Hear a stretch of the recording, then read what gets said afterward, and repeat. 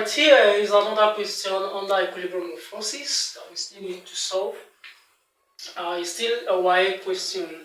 Well, it's going to be a simple one though. This is a diagram under equilibrium of forces, and this is a knife edge. These are two sets of masses. One is weighing 10 kilogram, the other is weighing 20 kilogram. Now the question is like saying, will this meter rule from here to here balance horizontally, having two sets of masses 20 kg and 10 kg covering a distance of 1.5 meter and 1.0 meter? So we cannot say yes and we cannot say no until we prove it. So this is how we are going to do it. Now, first of all, I want to put this for us. For a body to balance horizontally, total clockwise moment must equal to total anti-clockwise moment. Now if you are taking the total clockwise moment, now I told you earlier that if you are moving this way it becomes clockwise moment, if you are moving this way it becomes anti-clockwise moment. So if we take the total clockwise moment from here, remember that moment is force times distance. This is F1 D1, F2 D2. Now, but we are having mass here rather than having a load that is measured in force or in Newton.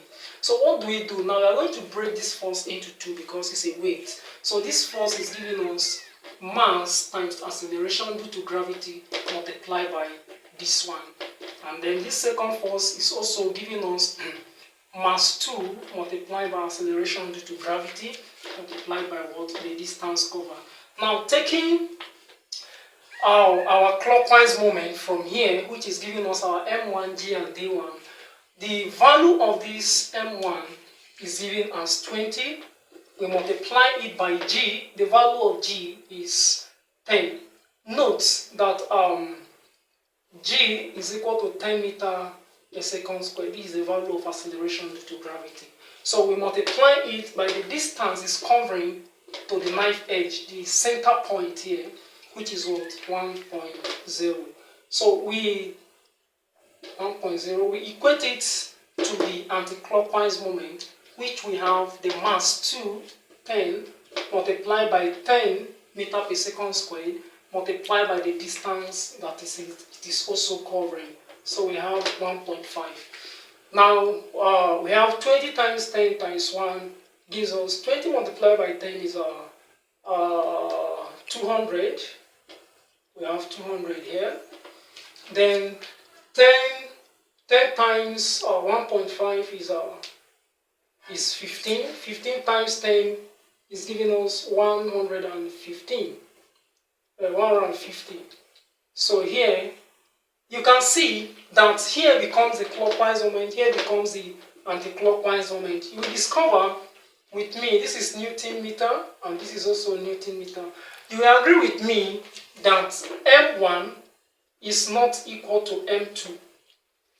And if we are to break this thing down, we discover that for this to balance horizontally, ordinarily, we are supposed to have M1 plus minus M2 to be equal to 0. At a point where the sum total of the clockwise and the anti-clockwise becomes 0, that is where the meter rule is supposed to balance horizontally. But from this equation, you discover that since M1 is not equal to M2, it therefore means that the meter rule will not balance horizontally. So that is it. Thank you so much.